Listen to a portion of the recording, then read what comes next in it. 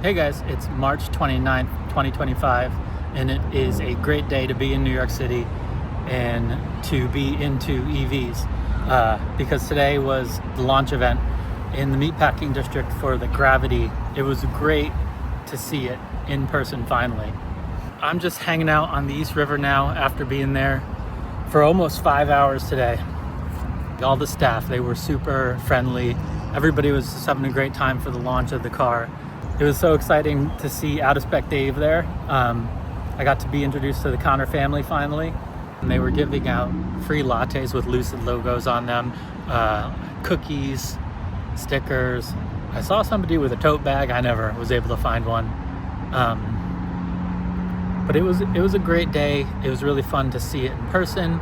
I was playing with the nav, which was really responsive. The software all felt like it's had a big improvement.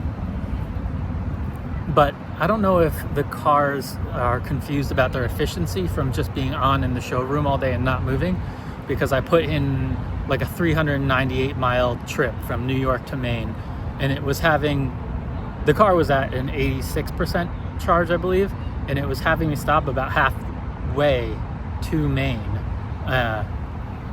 with showing a 12% or an 11% state of charge at that charging location, which I kind of found strange because it doesn't seem to add up to the amount of range that car is supposed to have.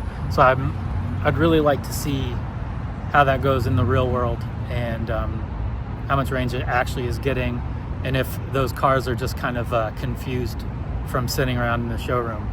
I did ask them about charging. I got some mixed answers. For instance, some people were saying at the showroom it would come with a CCS adapter so that you can also go to a CCS charger. And some people said that it wouldn't. But I kind of got the sense that it's going to. It sounded like on a Tesla version 3 250 kilowatt charger that the Lucid Gravity would be able to pull 220. Not confirmed, but that the curve on it would be much better than what you'd expect on a Tesla car, which I think is how they're claiming that it charges faster than Tesla, even if the peak is not there. I'm not going to be able to test it anytime soon, but I'm sure there'll be some bigger outfits that'll get a real answer on that in the next couple weeks. So I'm excited to kind of find that out. One of the things that's nice that seems like they're launching with the Gravity is sort of the equivalent of a Sentry mode that Tesla's doing. They're also saying they're going to introduce a camp mode, which is great because that car is so big. It's going to be amazing to camp in. A lot of people were saying, oh, this looks like a minivan, but in person it really doesn't. Well, at least I didn't think it did. A minivan has like these dinky little wheels, but with the way that car was made and designed, and it has those big aggressive wheels, it just does not read like a minivan in person. One of the things that I found interesting is that it seems like you can't have the base interior, the free interior on the Gravity if you want to have massaging seats and if you want those tray tables on the back of the two front seats. You would have to upgrade at least to one of the more premium interiors. So that was something that I learned today that I didn't know. And then one of the other things I learned was about Dream Drive from one of the salespeople. It seems like if you want all the sensors for the future, you need to pay up to the top of the line Dream Drive. If you do the base or the mid-tier, your car won't come with all the same sensors, which could be a deal breaker for some people, depending on how much autonomy they want. It sounds like you need to pay the top dollar if you even want the capability of Tesla's base autopilot. And that, I would say, is probably the most disappointing thing on the pricing front that Lucid is doing. I'd like to get more info on that to see if that's the case, because as time progresses and we get closer to mass deliveries, I'm sure certain things will change. But that was one of the bigger, I'd say, disappointments. The other bundles, I felt like the way they bundled makes things tough because I don't really want a HUD. that doesn't mean much to me. I'm fine with looking at the really nice screens they created, but I do like the idea of the household outlets in the trunk, and there's one in the back row, sort of under the back screen. And you need to pay for the HUD in order to get those outlets, which is kind of annoying. I hope they change the way they do some of their bundling. Also, the comfort bundle, like, it's multiple $1,000s to get a heated steering wheel, which just feels a little bit like penny pinching when the car is already in the high 90s, over 100 grand. So some of their bundles are a little tough to swallow. I understand from a business point of view to bundle the way they do, because it kind of forces you into getting a lot of the bundles even if you don't want them. I really need to hear the sound quality with the bass sound and the higher premium sound, because I feel like from my point of view, I would get the bass sound but get the dynamic handling and pay up for that driving dynamics. The front seat, I gotta say, it was way more comfortable than I expected.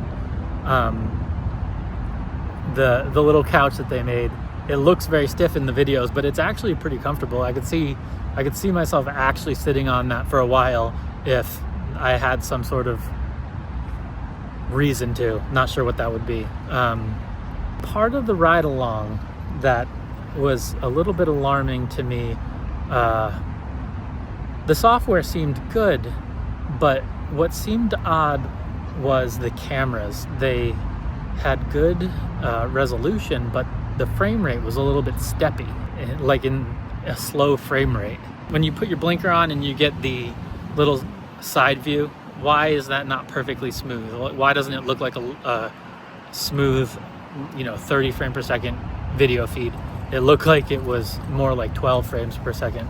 The bird's eye view was super cool. Coming from a Tesla, I don't get that, and it was really nice to have that kind of visual. Starting with our Dream Drive Pro option, Lucid Gravity co-pilots an unrivaled driving experience, maximizing comfort, safety, and peace of mind. And to keep you connected with the road ahead, our available augmented reality heads-up display projects real-time information right where you need it. When taking the road less traveled, adjust your drive mode to terrain for even greater confidence and control. Elevate every moment in the great outdoors by selecting Camp. From day to night, power essential devices and choose from iconic settings and immersive soundscapes for serenity in every environment. And with Halo Secure, rest easy knowing your precious cargo is monitored for added protection. Rejuvenate the mind and body with Sanctuary, our multi-sensory suite of in-car experiences designed to enhance your on-the-go lifestyle. Heighten every occasion with available dynamic lighting and Surreal Sound Pro.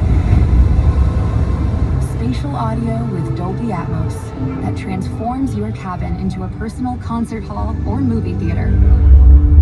Shift into park and your experience takes off with streaming video content and productivity tools from the apps you know and love. Maximize every mile with the power of our Energy app. Paired with our industry-leading range and efficiency, monitor your energy use to charge faster and go farther. Lucid Gravity is the complete experience, enriching every moment to provide you and yours with the comfort, confidence, and capability to go everywhere and beyond. So this is my very first video posting on YouTube, starting off this channel that I'm trying to create. It was pretty exciting seeing Out of Spec Dave on my starting date. If you at all liked any of this, if you're still watching, feel free to like and subscribe. And I'm hoping to get out more content and more of my thoughts as time goes on. And hopefully I'll be going into a Lucid Gravity from a Model Y. And on that note, actually, I'll put my Tesla referral down there. I don't expect anybody to use it at this point, but feel free and have a nice day.